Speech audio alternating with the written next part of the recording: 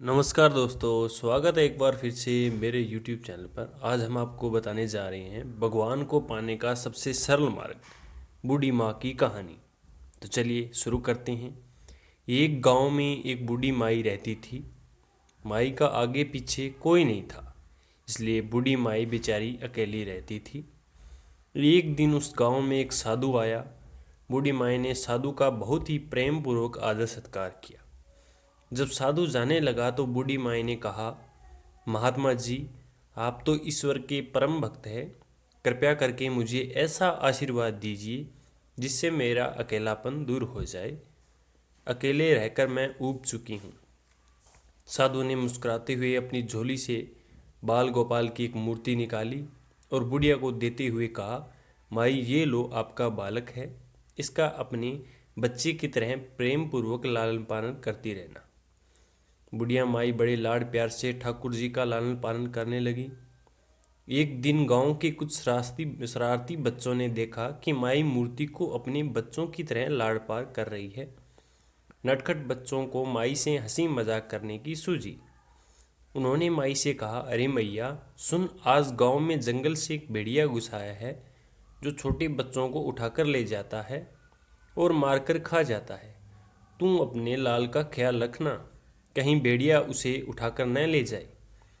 बुढ़िया माई ने अपने बाल गोपाल को उसी समय कुटिया में विराजमान किया और स्वयं लाठी लेकर दरवाजे पर पहरा लगाने के लिए बैठ गई। अपने लाल को भेड़ियों से बचाने के लिए बुढ़िया माई भूखी प्यासी दरवाजे पर पहरा देती रही। पहरा देते देते एक दिन बीत गया, फिर दूसरा, तीसरा, चौथा और 5वां दिन भी बीत गया। बुढ़िया माई 5 दिन तक और 5 रात लगातार बगैर पलकें झपकाए भेड़िए से अपने बाल गोपाल की रक्षा के लिए पहरा देती रही। उस भोली भाली मैया का यह भाव देखकर ठाकुर जी का हृदय प्रेम से भर गया। अब ठाकुर जी को मैया के प्रेम का प्रत्यक्ष रूप से आस्वादन करने की इच्छा हुई।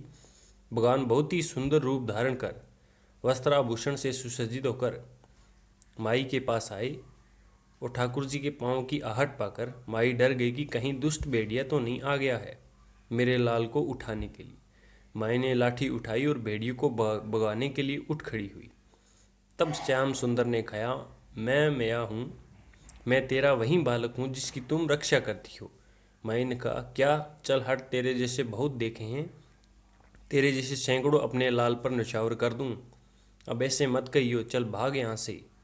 ठाकुर जी मैया के इस भाव और एक निष्ठता को देखकर बहुत ही ज़्यादा प्रसन्न हो गए। ठाकुर जी मैया से बोले, अरे मेरी भोली मैया, मैं त्रिलोकीनाथ भगवान हूँ, मुझसे जो चाहे वर मांग ले, मैं तेरी भक्ति से प्रसन्न हुआ। बुढ़िया माई ने कहा, अच्छा आप भगवान हो, मैं आपको 100 प्रणाम करती हूँ।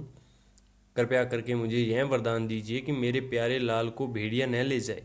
अब ठाकुर जी और ज़्यादा प्रसन्न होते हुए बोले, तो चल मैं तेरे लाल को और तुझे अपने निज धाम के लिए चलता हूँ, वहाँ भेड़िए का कोई भय नहीं है। इस तरह प्रभु बूढ़ी माई को अपने निज धाम में ले गए। इस कहानी से यह शिक्षा मिलती है कि हमें अपने अंदर बैठे ईश्वरीय अंश की काम, क्रोध, लोभ, मोह और अहंकार रूपी बेड़ी से रक्षा करनी चाहिए।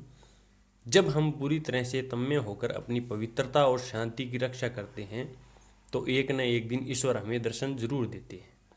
भगवान को पाने का सबसे सरल मार्ग, भगवान को प्रेम करो, निष्काम प्रेम, जैसे बुढ़िया माई ने किया था। धन्यवाद दोस्तों।